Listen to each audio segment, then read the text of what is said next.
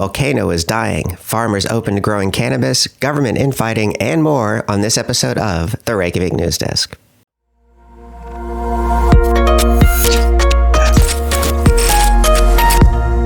First off on the Reykjavik News Desk, if you're not already in Iceland and you're not going to be here in the next few weeks, there's a very strong chance that you're going to miss the eruption.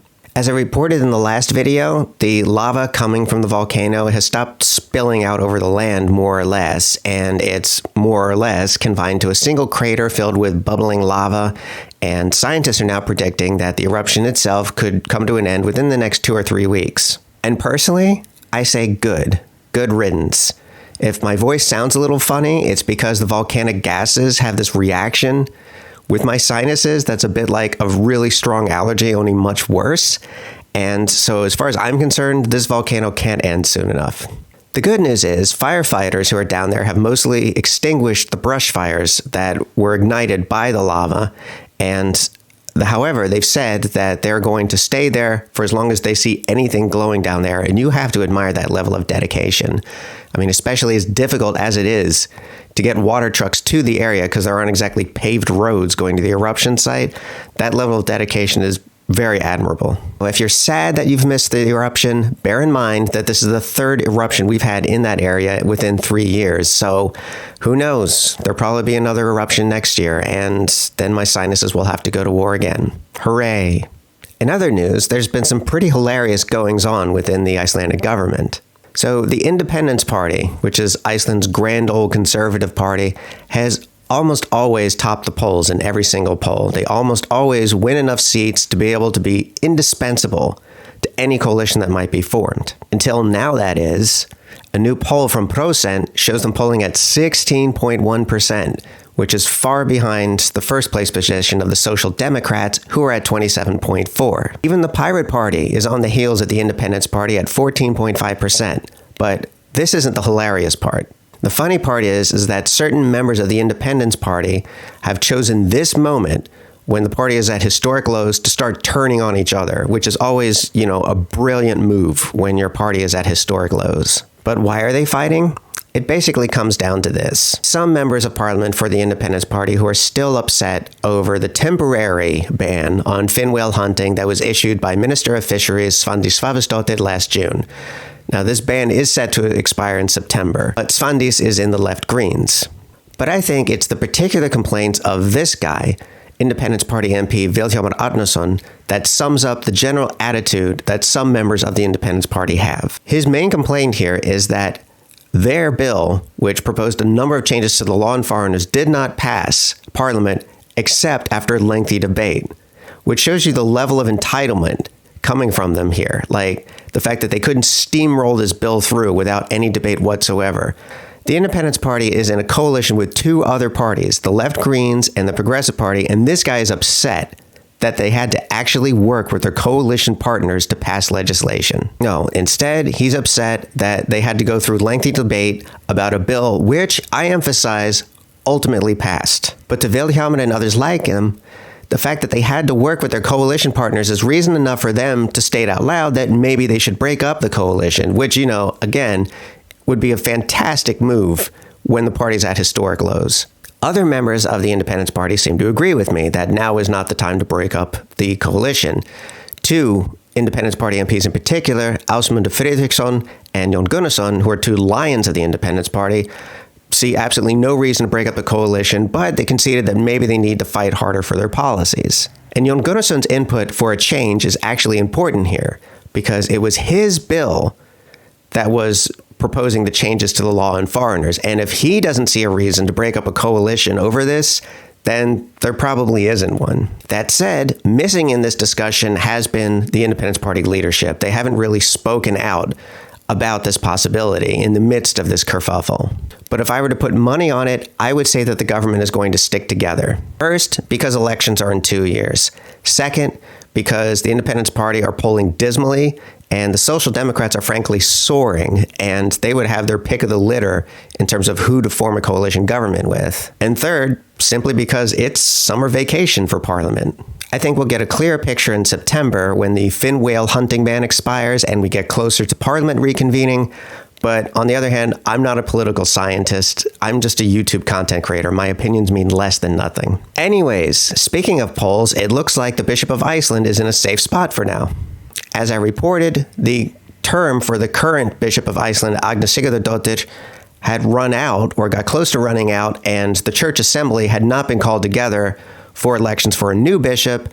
And so instead, the president of the church assembly, who importantly works for the bishop, and the Bishop of Iceland got together and they drew up a temporary agreement to extend the bishop's term to Halloween 2024. Okay, they didn't phrase it like Halloween 2024 because, first of all, that's not a real holiday in Iceland, and second, it has a lot of pagan undertones, but it would be kind of cool if they did. Anyway, the assembly president admitted that making this move was in a legal gray area, and there were some people who are questioning whether the bishop had a legal mandate to even hold her office.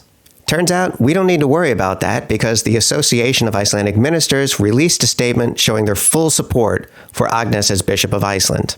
In a conversation with reporters, the vice chair of the association said that they had shared this statement in a Facebook group for Icelandic ministers, and the overwhelming majority supported this statement. Can you imagine if that's how we ran this country too? Like a political party posts a draft for a bill in a Facebook group, and if most of the reacts are heart reacts, care reacts, and likes, then the bill passes. But if they're angry reacts, sad reacts, or laugh reacts, then they have to redraft it. I think that would be pretty amazing. And by amazing, I mean a nightmare. To be completely fair, though, the vice chair of the association said that the church assembly does need to get together and resolve this issue. I just thought the Facebook thing was funny. Y'all remember this story, right? How they found a Viking ship carved into a piece of sandstone at an archaeological site in East Iceland that dated back to the settlement era of the 10th century? Well, some more research has been done on this thing, focused primarily on one question. Why was it made? Oh, I think that's an interesting question, but also kind of a difficult one to answer. I mean, one time I drew a sketch of a zebra at a zebra crossing. That's a crosswalk to Americans, and I wanted to write a funny caption with it. But then I realized I couldn't draw, so I threw the drawing away. And I wonder what archaeologists centuries from now will think when they find this drawing. Anyway, researchers took a closer look at this thing, and they found a very thin hole bored through the side, which indicates that it might have been something that was worn. And other researchers came to the conclusion that it was probably a good luck pendant of sorts, because the sailing trip from Norway to Iceland was really treacherous back then. And I get that. I once took a ferry from Stykkishólmur to the Westfjords in a modern boat, not even over the open sea, in a journey that took less than an hour.